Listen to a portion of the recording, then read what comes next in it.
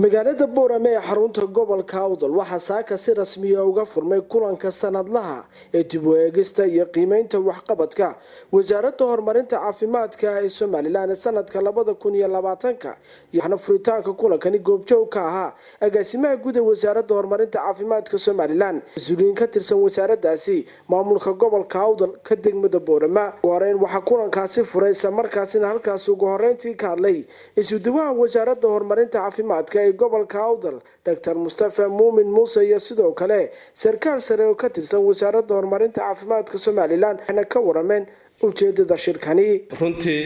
waa maalin farxad leh ka gobol ahaan annaga maanta maalmihii hore way nooga duwan tahay waxaan halka ku soo dhaweynaynaa gobolkii Awdal gaar ahaan degmada Boorame wasaaradda horumarinta caafimaadka oo loo kala harin runtii aad iyo aad farxad ayay noogu tahay inaan maanta lagu qabto gobolkii Awdal caasimadiisa magaalada Boorame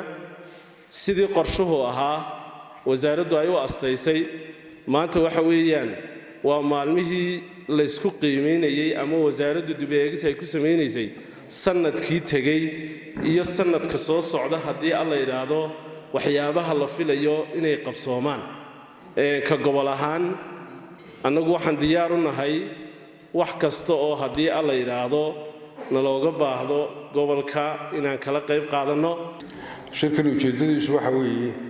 waa kii hore aynu sanadkii hore berbera ku qabsano kale in bal waxqabadkii sanadkii hore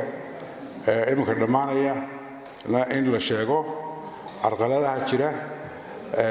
iyo isla xisaabtan oo gobolada iyo wasaaradda gudaheeda iyo xarunta dhaxba ay xisaabtamayaan wixii khaladaadaynu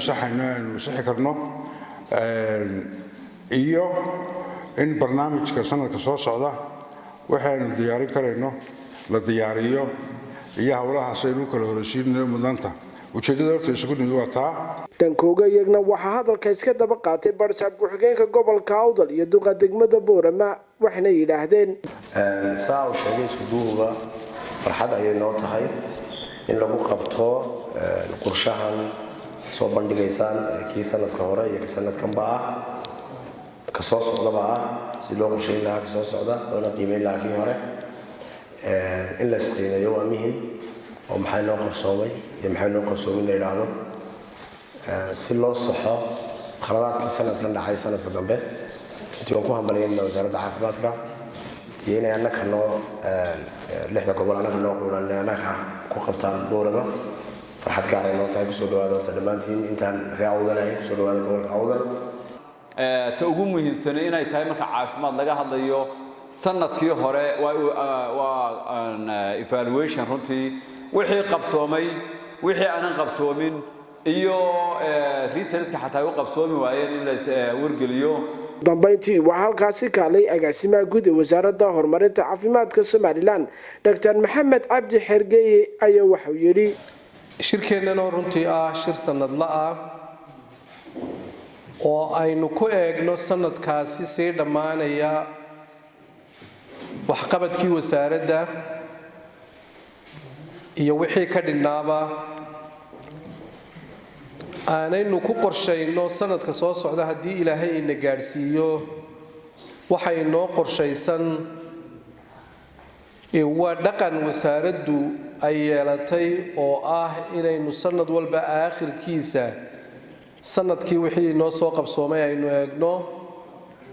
wixii noo hagaagsanaa aynu eegno wixii inaga qaldanaa dib loo eego sababta ay u qaldameen la isweydiiyo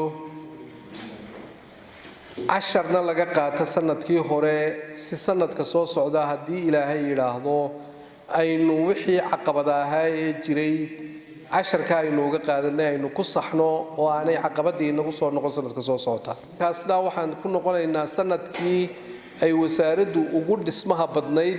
xagga xarumaha caafimaadka iyadoo 9 iyo 10 dhisme sidaan idin sheegayo lagu soo kordhiyay qaranka oo la dhisay oo ay badidoodu ilaa 14 dhisme ay yihiin dhismayaal cusub oo iskugu jira MCH iyo cusbitaallo kuwa kalena ay yihiin cusbitaallo fiditaan loo sameeyay oo cusbitaalada fiditaanka loo sameeyey ka faa'iidaystay uu ka mid yahay cusbitaalkan gobolkan aynu joognay cusbitaalka Boorama. muddada uu shirkani socdo ayaa waxaa si weyn loogu lafaguri doonaa isla markaasina loo eegi doonaa qiimeyntii waxqabadka ee wasaaradda horumarinta caafimaadka ee sanadkan dhammaanaya ee 2020 waxaana lagu qorsheyn doonaa sanadka soo socda ee 2021 waxyaabaha ay hiigsanayso wasaaradda horumarinta caafimaadka ee Somaliland.